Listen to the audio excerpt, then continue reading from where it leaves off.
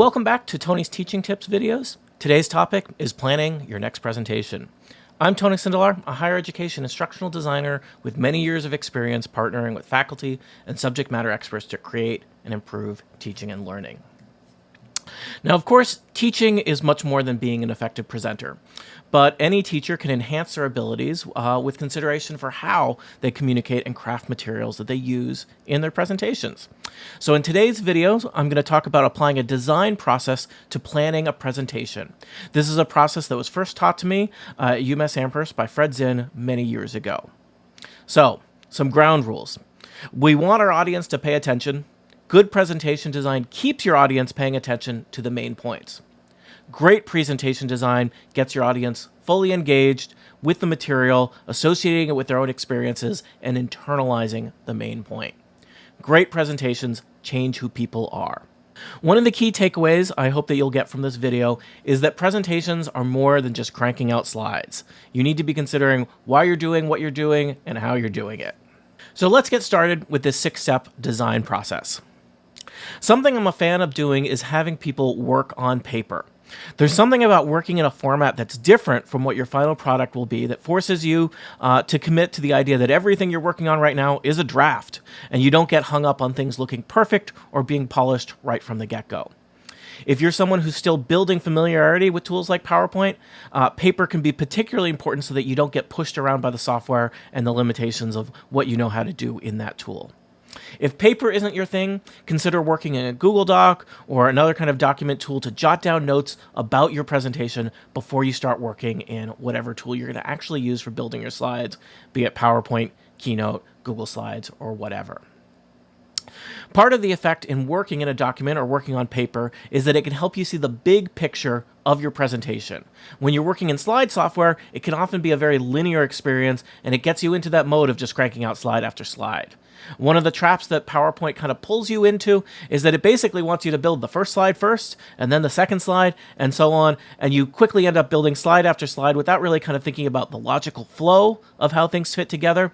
And you may even fall into the bonus trap of spending all your time building slides 1 through 10 and putting those, making those perfect, and running out of time to give any thought and consideration to slides 11 through 20.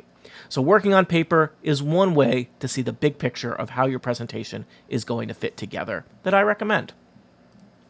So, step 1 in my 6-step process, you always need to start with a goal. For those of you who have seen my other videos, you may be familiar with the idea of backwards design, but you've got to start with a goal. What is it that you're trying to accomplish with your presentation? I sometimes make people write down the goal on an index card or a post-it note because it's tiny, it's small, it's constrained. Your goal can only be so much, for even a presentation that's an hour long, you can only have so many goals. And then you can have that little post-it note or index card nearby to refer to as you're making all of your other decisions in your planning of your presentation. I always encourage people to think about their presentations in terms of not just, I want to deliver this information to people, but what do you want people to be able to do with that information? How will your presentation change your audience? What do you want them to be able to do, or should they be able to do differently that they could not without the information in your presentation? I think really good presentations are about changing behavior. You want people to approach situations differently. You want them to be able to solve problems. You want them to be aware of things that they're going to take into the various things that they're doing in their life, in their work, that they wouldn't be able to do, or they do in a different way without the information that you'd provide them. So before you sit down and start cranking out slides for that next presentation, think about Tony and take a moment, write down on a little box, what is my goal? How do I want behavior changed by my presentation? That's step 1. All right, on to step 2. Step 2 of any good design process is thinking about your constraints. So what are the things that you need to be thinking about and being aware of with regard to your presentation that you need your presentation plan to make sense of and be aware of? Common constraints for presentations are things like space, time, and audience. So, what is the physical or virtual space that you'll be presenting in? What tools and technologies will you have access to? Are you in a room with a whiteboard? Are you in a room with a big screen, a little screen? Do you have to think about contrast? How much time do you have? A lot of really weak presentations are too short or too long and don't honor the amount of time they have. This can be particularly an issue if you have a similar presentation that you're giving again and again to different audiences in different time formats, and you're not tailoring it to the different time slots that you have. If you have a training or a presentation that you're giving, multiple times a year to different time slots that you get invited to do, you may need to take the time to develop, this is my 10-minute version, this is my 30-minute version, this is my hour version. Never just give the same presentation and start talking faster or skipping slides. That's not a useful use of anyone's time or attention. And then lastly, who is your audience? Who are the people in the room? Why are they here? What assumptions or perspectives do they bring with them? What do they want from you? Now, if you're being invited into a space that you don't regularly present in or an audience that you have not had contact with before, you need to get answers to those questions from whoever is inviting you in, because you are not going to be able to be an effective presenter if you do not know who your audience is and have some understanding of why they need to hear from you today. So keep those things in mind for your constraints. Have answers to these questions. Maybe jot them down next to your big goal because you need your presentation to fit within the constraints that you've defined. That's step 2 of the process. All right, on to step 3. You know your goal, you know your constraints. Now it's time to start thinking about what are the key points that you want to deliver in your presentation. And this is essentially creating an outline for your presentation. You probably were asked to do this with creating a lot of papers back in school, and guess what? It's a good idea to do it with presentations as well, and it's a good idea to do it outside of PowerPoint on a little index card, like my example here, or in a Google Doc, just somewhere that you can jot ideas around and quickly move them around and think about what do you want to communicate. Now, these are going to fall out of what your goal is, right? So you have your goal. This is how I want to change behavior. What are the things I then need to communicate to people to get them to change behavior? And, you could be pretty free-flowing here. They could just start out with like 3 or 4 bullet points of these are the things I want to communicate to people. This is an okay place to use a bulleted list in your behind-the-scenes notes. But then it might evolve into like, I need to show this example. I really want to make a diagram that depicts this thing. You might start thinking about basic timing, right? Like, I want to spend 10 minutes on topic A so that I have 20 minutes to do topic B. I really want to have 10 minutes at the end for questions and conversation. I might want to stop for questions at this point. You can start roughing it out into basically an outline of how you're going to spend whatever your allotted time budget is for your presentation. But again, the key idea here is you are thinking about the structure of your presentation before you get into PowerPoint, before you start building slides. This helps you see, how does my whole presentation fit together? Am I accomplishing what my goal is, or am I spending time and attention and the audience's time and attention on things that don't fit in to your goal? I'll mention here as a side note, a lot of really good presentations either include stories in them or have a presentation that follows the structure of a story. So that might be a thing to think about in your connecting of what your key points are and what sequence it makes sense to connect them in. One of the values of a presentation over, an email or a document is that value of having a narrative structure, having a place for you as the speaker to incorporate your emotion, your ideas, your expertise, and put that in your own voice into that presentation. So this is a good place to think about, like, what order does it make sense for me to cover these topics in? What is going to build and make sense for my audience? What's going to hold their attention and get them through stuff? So on to step 4. So this is thinking about what are you actually going to show. You could do this on paper. You can make yourself like a little storyboard, but it's okay to go into PowerPoint or Keynote or Google Slides and start building out some placeholder slides here. But the key idea here is that you're only getting to building actual slides, thinking about what your visuals are going to be after you've built an outline for your presentations, because this is a time-consuming step. Here you are now actually moving from your kind of behind-the-scene notes of the presentation you're going to give into things that you're actually going to show to people. And you want the decisions about what you're going to show to people to be driven by what your goal is and what your outline for those topics are.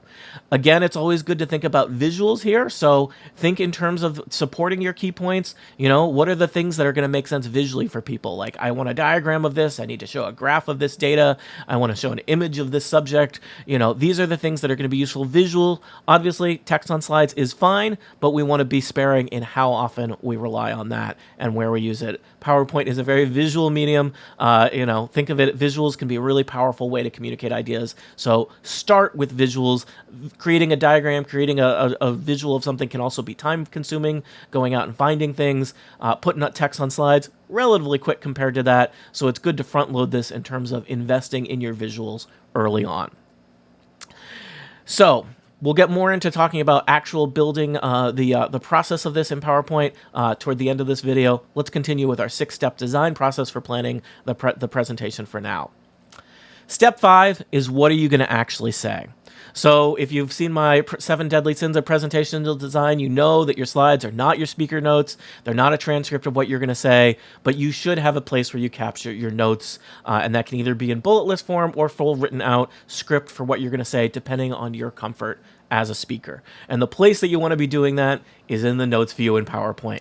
I think it can be even helpful to sometimes do this before you start working on visuals, and certainly before you put text on slides. Some people start by putting their notes into text on a slide, and guess what? It's an easy way to end up with notes on the slide at the end of the process. So use that speaker notes view in PowerPoint, in Keynote, in Google Slides, wherever you're working. Put your notes in there of what you want to say, what your citations are, what the examples you want to give, and you can be lengthy there in a way that you would never be with text on a slide. Use that notes view, use it well to communicate, here's what I want to say about the visuals that I'm showing. All right, the 6th and final step in this design process that I'm recommending is, what will the audience leave with? What are they going to walk away with? And I'm not just thinking about here, well, you're going to plant these ideas and those are going to be in their head. I am thinking about physical and digital resources that you send people away with. It's pretty common practice today that you might give people your slides and maybe a recording of a presentation, especially if it's done via a tool like Zoom. But you should be thinking beyond that in terms of what are the resources that somebody might need to refer back to or might need to build off of to go further with your topic. Something that is not nearly commonplace enough is to build a quick handout. It could be a 1-page document with where can I go next with the topic I presented on. That could be as simple as a document that has your contact info so they can go back to you for questions. It could have links to further readings, or it could be a really dense document. PowerPoint is not a place to have dense text, and a document is. So if you're talking about a thing in your presentation, a big data set, a dense reading, a text that people need to really spend some time with, instructions on a technical process, those are things that should go in a document, and that should be a document that you provide to people, if not during your presentation, then after your presentation for people to follow up with. PowerPoint is not a great place for dense text. A document, a PDF, a Word doc, a website that you link people to, those are. Give people something that they can walk away with in terms of, here's what I'm going to go next to get answers to my questions, even if it's just emailing you, but maybe it's diving into some primary source that you're working off of. This is a step that I think a lot of people skip and gets lost in the hub of building out your presentations as quickly as possible, and I think it's really valuable. It also frees you up of making sure that your presentations aren't that information overload, aren't full of slides that are dense text that are unreadable to your audience. Put that information in a handout, whether it's something you're physically giving people in a conference room or giving them as an electronic PDF or document that you're sending out at the start of the presentation or as follow-up after the presentation. Put it in a document. Okay, so I've given you this 6-step design process. Let's look a little bit at what this would look like in terms of actually building slides and making sure that you're not just building slides one at a time, that you're really thinking about the whole presentation. Again, this process applies whatever software you're using for your tools. I'm using PowerPoint as a catch-all for your slide tool of choice. So the first thing I recommend people do when they're actually in PowerPoint, when they're actually ready, they've got their outline, they've got their goal, they've got their constraints, it's time to build some slides, is to make a decision, make a budget for themselves of how many slides can you actually have? And this is the answer to that question is going to be different for different people, depending on your pace. I will tell you now, because a lot of people, they want a number, and they say, Tony, what number? Give me an easy answer. Here's the number that is the easy answer. A very comfortable pace for a presentation is 2 minutes per slide. So if you were giving a 30-minute presentation, your budget is 15 slides. Now, as soon as I give a number, people like to argue with me with that number. And guess what? If you go out there and watch a lot of presentations, guess what? A lot of presentations have a lot more slides than that. And guess what? Those presentations have too many slides. A lot of presentations move very quickly. I'm not saying you can't move more quickly than that. I am telling you, if you want to move at a faster pace than 2 minutes per slide, you're going to need to be very polished, very rehearsed, know really exactly what you want to say about each slide. And it's probably a presentation where you're not taking a lot of questions, you're not doing a lot of interaction with your audience. And that may be appropriate for some contexts, but that's not going to work for everybody. 2 minutes per slide, very comfortable pace. I would encourage you to try that in your next presentation. I think it'll work a lot better for both you and especially for your audience. So you've set yourself a budget, and now that's going to work in terms of what can I then cover in different places. You know, in the early days of PowerPoint, in using it in higher education, there were some professors that were amazed at how quickly they could put text on the screen with PowerPoint and move very quickly versus the old-fashioned way of writing with chalk on a chalkboard, and that really slowed them down. And guess what? The pace at which you could write on a chalkboard was actually a very reasonable pace for audiences to follow along. It was a very comfortable pace that worked for a lot of audiences. So just because you can put lots of text on the screen doesn't mean you should, and doesn't mean that I'm okay with you doing it. So please slow it down, work at a comfortable pace for your audience. So let's look at setting up a basic kind of, I call it a structure, you can call it a blueprint, a framework in PowerPoint. Some people like to call it a scaffold. So all presentations should have these basic things to fit them together. The basics may depend a little bit on what your field is and you know what is the norm in your particular school or organization.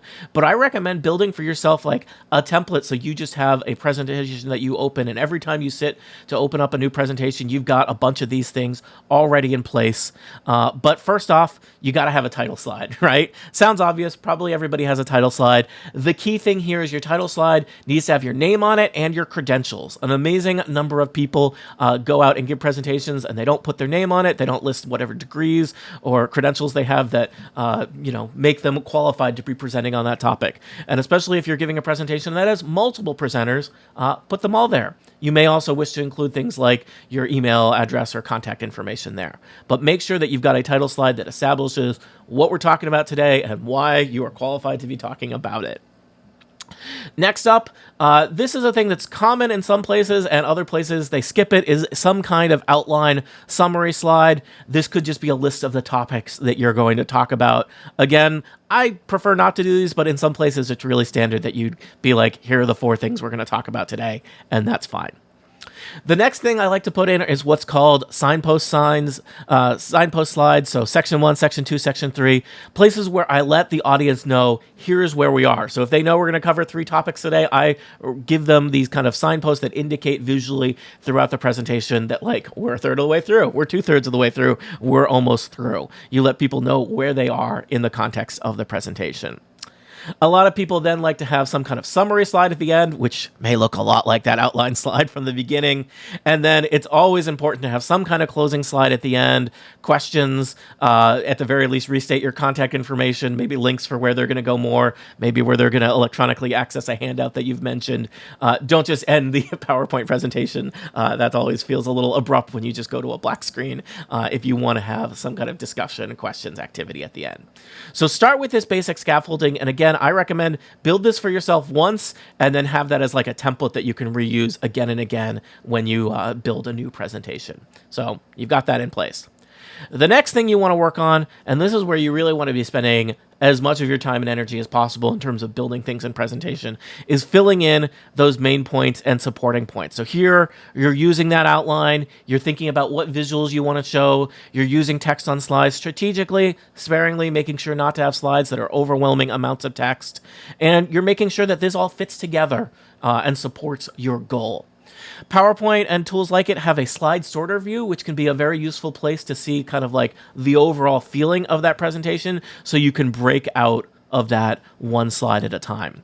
I'll get into the visual design of individual slides in a follow-up video for this, but again, try and be really sparing with how you use text. Try to use visuals as powerfully as you can, as meaningfully as you can, and, be mindful of information overload. The last thing that I think it's a good idea to do is have some kind of activity placeholders. In a long presentation, you may want to have multiple places where you're stopping and asking people questions. In a classroom context, you may be checking in with people, you may be polling your audience. In other contexts, you want to hear from other people about where they're doing. Good presentations have an element of interactivity to them, even if that's people just posting things in a Zoom chat, but it's not just you talking at people for an hour. So putting your placeholders there of what different types of activity group works, or at the very least stopping to check in with people and make sure they're going along okay and they're following you before you head on to your next topic. So hopefully you found this description of a design process for presentation designs helpful. Hopefully you've already checked out my previous video on the 7 deadly sins of presentation design. In my third and final video on this topic, I'll be back to talk about the visual design of individual slides. I've been Tony Sindelar. Thanks for watching.